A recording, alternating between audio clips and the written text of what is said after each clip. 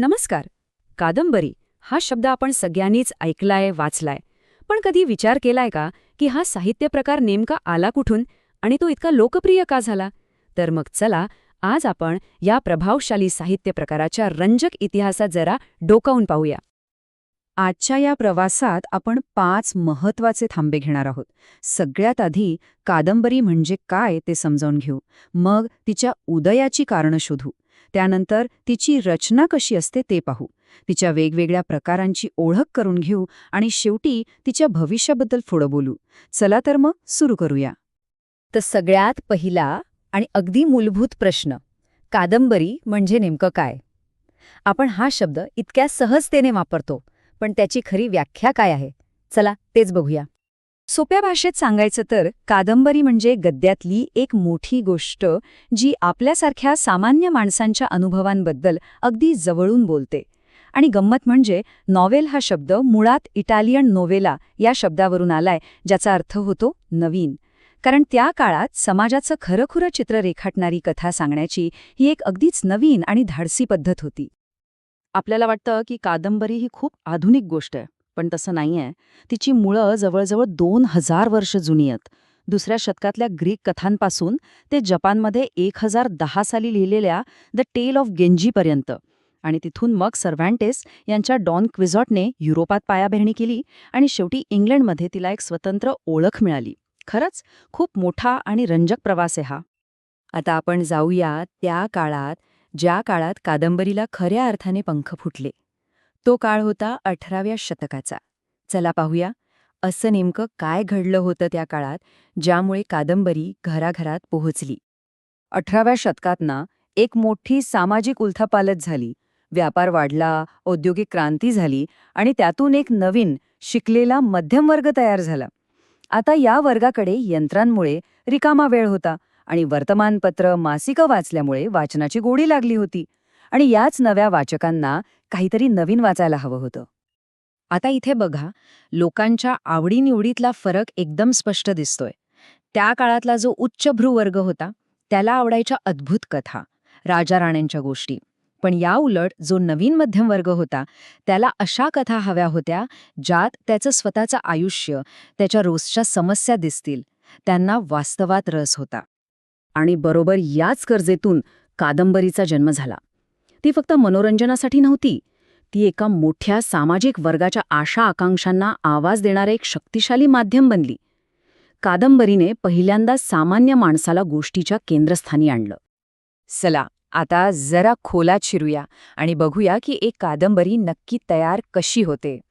कोणत्याही कादंबरीचे 6 मुख्य आधारस्तंभ असतात, जे तिला एक पूर्ण आणि प्रभावी रूप देतात. हे 6 घटक म्हणजे जणू काही लेखकाची हत्यारं आहेत. सगळ्यात आधी असतं कथानक, म्हणजे कथेचा आत्मा. मग येतं कथासूत्र, म्हणजे घटनांचा प्रवाह. ही कथा पुढे नेतात ती पात्र. आणि ही सगळी कथा एका विशिष्ट पार्श्वभूमीवर घडते. कथेत ताण निर्माण करतो तो संघर्ष, आणि हे सगळे लेखक आपल्या खास भाषा आणि शैलीतून मांडतो. या सगळ्या गोष्टी एकत्र आल्या की एक उत्तम कादंबरी तयार होते. कादंबरीची सगळ्यात मोठी ताकद म्हणजे तिची लवचिकता. ती कोणत्याही विषयात, कोणत्याही रूपात स्वतःला सहज बसवते. चला, तिच्या काही महत्त्वाच्या प्रकारांवर एक झटपट नजर टाकूया. पहिली आहे वास्तववादी कादंबरी.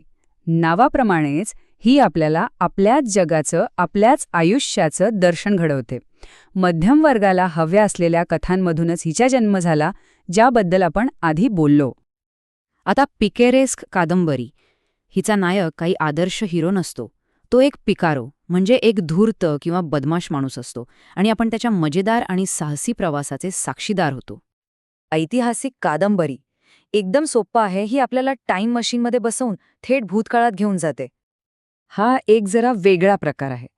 इथे कथा थेट पात्रांच्या पत्रांमधून किंवा डायरीच्या पानांमधून उलगडते. त्यामुळे आपल्याला त्यांच्या मनात काय चाललंय हे थेट कळतं. सॅम्युएल रिचर्डसन यांची पॅमेला हे याचे एक प्रसिद्ध उदाहरण आहे. पुढे आहे गॉथिक कादंबरी. यात तुम्हाला भीती, रहस्य, गूढ आणि कधीकधी पछाडलेली घरं असं सगळं काही सापडेल. ॲन रॅडक्लिफ या प्रकारातल्या एक महत्त्वाच्या लेखिका होत्या. आणि मग येथे विज्ञान कथा, जी आपल्याला कल्पनेच्या आणि भविष्याच्या जगात घेऊन जाते. आणि एक इंटरेस्टिंग गोष्ट म्हणजे मेरी शेली यांची फ्रँकनस्टाईन ही विज्ञान आणि तंत्रज्ञानावर आधारित जगातली पहिली कादंबरी मानली जाते. कादंबरीचा हा प्रवास इथेच थांबलेला नाही. ती आजही सतत बदलत आहे, स्वतःला नवीन रूप देत आहे आणि जगभरातून नवनवीन आवाज तिच्यात सामील होत आहेत. त्यामुळे तिचं भविष्य आणखीनच रोमांचक दिसतंय. आणि ह्या प्रवासात महिला लेखिकांचं योगदान इतकं प्रचंड आहे की ते विसरून चालणारच नाही. फ्रान्सिस बर्नी, मेरी शेली, जेन ऑस्टन, ब्रॉन्टे भगिनी आणि व्हर्जिनिया वुल्फ यांसारख्या लेखिकांनी कादंबरीला नवे विषय दिले, नवी उंची दिली आणि तिला अधिक समृद्ध केलं. आता जरा आपल्या देशाकडे वळूया. भारतीय इंग्रजी कादंबरीची परंपरा ही खूप मोठी आणि महत्त्वाची आहे. बंकिमचंद्रांच्या पहिल्या कादंबरीपासून ते मुल्कराज आनंद, R.K. नारायण आणि राजा राव या त्रिकुटापर्यंत आणि आजच्या काळात अमिताभ घोष आणि अरुंधती रॉय यांच्यापर्यंत भारतीय लेखकांनी जागतिक पातळीवर आपली एक वेगळी ओळख निर्माण केली आहे. इतकंच नाही तर सलमान रश्दी, V.S. नायपॉल आणि काझुओ इशिगुरो यांसारख्या स्थलांतरित लेखकांनी आपल्या विविध अनुभवांमधून आणि वेगळ्या दृष्टिकोनातून या साहित्य प्रकाराची क्षितिजं आणखी विस्तारली आहेत. तर 2000 वर्षांच्या या अफाट प्रवासानंतर आज कादंबरी एका नव्या आणि इंटरेस्टिंग वळणावर उभी आहे. तंत्रज्ञान बदलतंय, जग बदलतंय आणि त्यासोबत तिचं स्वरूपही बदलतंय. आता प्रश्न हाच आहे की या सतत बदलणाऱ्या आणि जिवंत साहित्य प्रकाराचा पुढचा अध्याय नेमका काय असेल? विचार करायला लावणारा प्रश्न आहे, नाही का?